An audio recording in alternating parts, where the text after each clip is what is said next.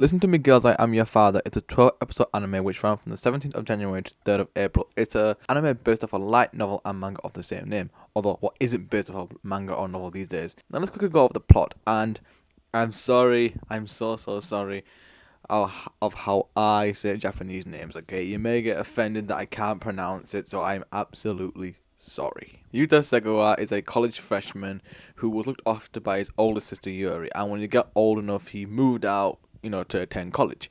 One day, Yuta is asked by Yuri and her husband to babysit their three children, Sora, Miyu, and Hina. They go on a trip, however, during this time, the plane crashes and Yuri and her husband die. And in order to prevent the girls from being separated from each other, Yuta takes it upon himself to look after the girls in his small one-bedroom apartment dormitory thing. Thus begins Yuta's life of sharing his everyday life with the three girls, and thus the hilarity begins. Okay, so if you're not really into anime, or you're just sort of getting into anime, what's the first thing that comes into your mind? Bear in mind there's a 3-year-old girl in this series. There's 3 girls whose parents died in a crash and now having to live in a one-bedroom apartment far away from their friends and family, okay? If you're thinking drama, you're mostly wrong, okay? It's a romantic comedy. Yeah, to me, that sounds like making a musical about the Hindenburg disaster. I don't know why, I just don't know. I won't rant about this, but I'll leave it for after the review. But I will say this though, just because there's a tragedy involved in it doesn't mean that, it has to be a drama or it's going to make a really crap comedy. A lot of comedies do have tragedy within it. Miniman actually explained this to me, and he had a valid point actually. A lot of comedies will have like a tragedy around it, or will have tragedy inside it. Like Friends, it has tragedy, like say when some of the characters die, or when they're having babies, etc. You know what I mean? Like that's a bit of a tragedy. No, that's not a tragedy having babies. I mean, like, never mind about that part. But there's gonna be tragedy within it, but it's still good. It balances out the comedy and like the sadder parts as well. Even in Fruits Basket, the main character at the beginning is homeless. That's kind of a tragedy. Her parents have died and stuff like that. That's a tragedy, but it's not a drama. The tragedy is there, but it's mainly a comedy. Okay, so as a comedy, this is okay. I just wish there was more drama to it because of the whole tragedy aspect of it all. Okay, so let's go through the characters, okay? There's Yuta, who is the main character of the series. He's a freshman at college. His backstory is actually kind of similar to the girls, as he was brought up by his older sister because his parents had died, so she took care of him. So you can kind of see the comparison between him and the girls. That's probably why he took them in, because other family members wouldn't keep them together. They thought, let's separate them.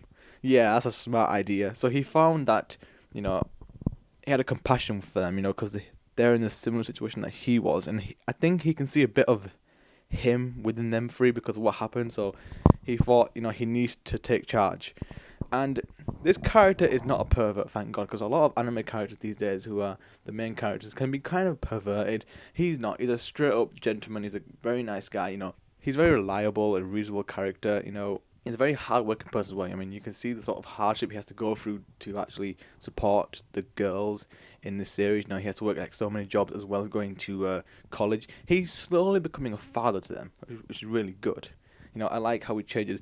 He's too perfect for me. I wish there was more of like a downfall of him. Although there is some, like later in the series, you'll see that he's not really doing a good job.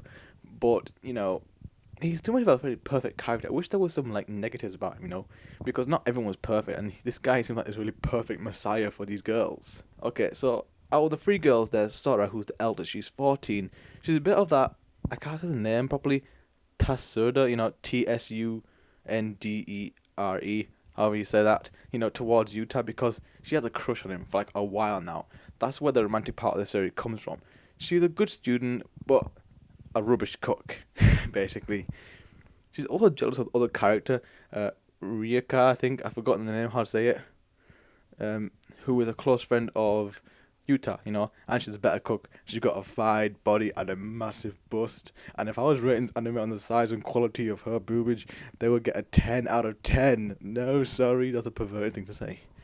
Also, one thing she sort of notices her style is kind of similar to Haruhi. You know, if you look at a picture of her, like in the school uniform and like the ribbon on her head, she looks a bit like Haruhi. That's like kind of like a little I would say Easter egg to Haruhi, but never mind. The second daughter is Miyu. She's the second daughter. She's 10 years old. She's a lot like her older sister, hardworking student. She's more playful and kinder than Sora is, I think.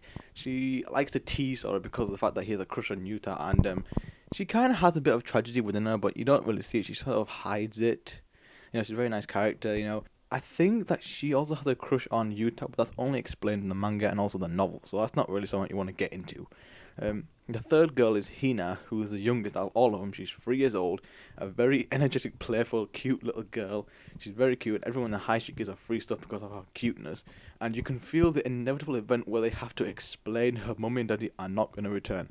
She's a nice character, you know, you can't really say much about her.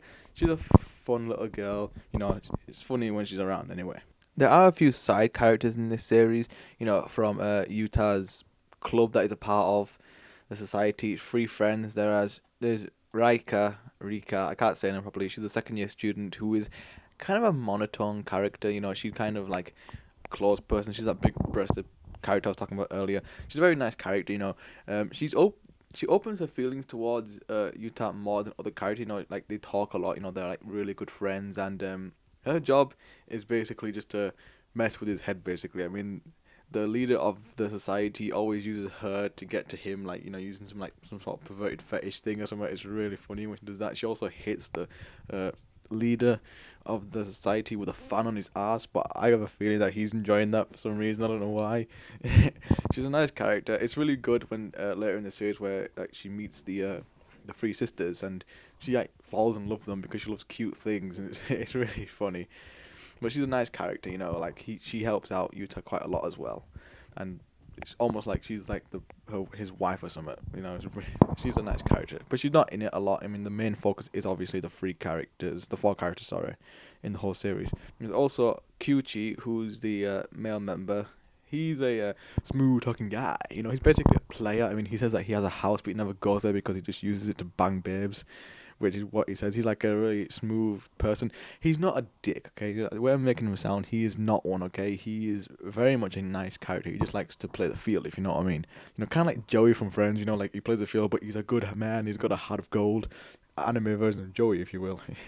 You know, he's a nice character. He helps Yuta out as well with all his problems, stuff like that as well. You know, they're nice characters. He even helps out Miyu as well, you know, because she's like upset, so he finds it upon himself to, you know, help her out. And then we have the leader, the fat idiot himself, Sokka, the leader of this, and he's a complete lolicon pervert, seriously. Once he finds out about the three sisters, I mean, Kyuchi is trying all he can to make sure he does not find out, but he does it, and he's like, oh my god, I mean, you just know somewhere out there someone has made hentai on this guy with the three girls. Well, two of them because he doesn't like Sora because she's older. He likes the 10-year-old and the 3-year-old. It's so bad. He's a nice character. I mean, like, he is a funny. He's more like the comic relief of the three side characters. So you know, I ain't got much to talk about him, but it's funny when he's on screen. Now the animation quality looks really nice. I have to say it's got like a nice budget behind it. I ain't an animation expert, so I can't say it's the best looking anime of this season or something. You know, but the comedy side of the romantic comedy is pretty good. I did get a few laughs from me. There's nothing really memorable about this series much, really. I mean, there are some nice laughs you can get from it, but when you try to rethink about this whole series, it doesn't really stick. I mean, I'm trying my hardest to remember some of the series. Like I can remember a few parts of it, but it's nothing really memorable. You know, it's nice, light-hearted comedy that you can watch, but I'm serious. Like, you can't remember any of it unless you like really love this series. You're like, oh my god, I remember every single moment of this. I can remember the moments where like Raika is hitting Thingy with a fan on his ass. That's really funny. Or like when the girls calls Yuta and the girl answers the phone and how he like draws them out. Like, this must be what they look like. That was really funny. There's some memorable moments in there. That's pretty good. So, you know, but the whole series in itself, I can barely remember some of the episodes. I don't know. That's pretty much not a good thing, really. I mean, it's kind of saying it's good, but not good enough for me to actually remember every single episode. But what I really want is some drama, real hard heart moments, as the plot is about their parents died. So you expect that you would have some moments of sadness, and this anime does have them. There are parts where Yuta and Sora do sit down and talk, which helps to develop the characters and even create some real nice moments. One particular moment is when Yuta learns that he doesn't have to do it by himself, he has others to help him, but then realize that a lot of moments like this, the characters learn something and feels like it's more like an after school special. What I mean by that is, like they find out what they need to end, but they realize, oh, we're together, so it's all good. The problems never develop or get worse, if you will. It's all like it gets resolved at the end of the episode, basically. It's that type of thing. Like any sort of high school drama or whatever you think it will. There are moments in the series where it does show how hard it is for the girls and Yuta to live together and even try to go on with life. Like how Miu is trying to go to school, you can see that people have pity on her. But my favourite has to be when they explain to Hina that her parents are dead and gone. Dead and gone, dead and gone. Sorry. And the poor girl cries her eyes out, shouting and screaming. Everyone around her is also in tears. Okay, this isn't a spoiler. I think you know that this is going to happen because look at it, alright? Innocent girl plus dead parents equals loss of innocence. It's like 1-on-1. You know what the outcome is. And I tell you no lie, I had the biggest grin on my face. And this may sound like I'm a soulless person, but really, there's a reason for this. I was waiting for the series to really genuinely hit me on an emotional level, and that was it, the part when she finds out and crying her eyes out. But, once again, it was like a after school special, End of the episode. They're okay, they know they're all together. Yeah, that's good, but you would think this would be more affecting to her. I mean, she's 3 years old, for God's sake. You'd think this have more emotional scar than just, oh, they're dead. Oh well, gotta move on. We're all together. Happiness is not that. Come on. Now it's time for me to rant a bit. I have a massive problem with this series that in fact it is too fucking happy. Okay? I know it's a rom-com, but seriously, when the plot is about dead parents, etc., you would think they'll have a bit more drama, and I'm disappointed that this premise wasn't done in a different style. Maybe to the fact that this is following the novels and the manga, so it had to drag the happiness about it. I think if the synopsis was given to someone else to do, we would have had a great drama anime. It could have been like the next Wandering Sun. Wandering Sun was a slice of life, but it was different from normal ones like Lucky Star or Asmanga Daioh. It was much more of a drama about these characters as they go through puberty, go through hardship, and even the whole gaining the courage to accept their cross-dressing and people that they want to be. I wish we could have seen more of the hardship of being a father, having to live so far away, working 16 bloody jobs. Also, some of the characters just break down. I want to see them just break down in tears. Like, yeah, at the end, yeah, the Hina part where they all break down, but I need to see more of that, it's actually affecting them. It's just too happy. But it's only a 12 episode anime. I don't think it should be an excuse, but I do feel that there is room for more. And seeing as the manga novels have much more to tell, I have a feeling that we may see a second season sometime in the future, and I fully welcome it. So the scores, well, I had a lot of fun with the series, but it's not the best anime of the season. It's fun to watch, it's funny, it has some heart-to-heart moments, even though it's like an after-school special, like I said 5 bloody times right now. It's not memorable. I mean, there's only a few moments that I can really say stood out the most. One of them being the part where the little girl cries. The ending of this anime was very nice. It was like, oh, it's so sweet. Once again, an after school special, all coming together, It doesn't end on like a terrible note, like I said in previous stuff, like in my disappearance review, where anime can have a good ending or a bad ending. It has a good ending. It's a very lovely way to end the series. But still, it's a good anime. It's not terrible. It's not average. It's not like the super fantastic thing of this series. It's nice. If you want something laid back and just good, this is it. So I give it a 7 out of 10. Or if you want to do like the older reviewers like Leon, stuff like that, it would be a 3.5 out of stars if you're using the older system. And I'm not using Miniman's system seriously because I have no idea why he's doing that system seriously. It's like mathematical equations equal this, so anime plus 2 equals 5 stars. I'm not doing that, so it's a 7 out of 10 or 3.5 stars if you want to use a star system. So that's all I gotta say on Listen to Me Girls, I'm Your Father. Check it out. You can watch it on Crunchyroll. It's actually been officially licensed on Crunchyroll. You can watch it there. All 12 episodes are out, so go watch it. Tell me what you think, and please leave comments and feedback about how I review. Hopefully Minima would have actually posted this on Aniviews.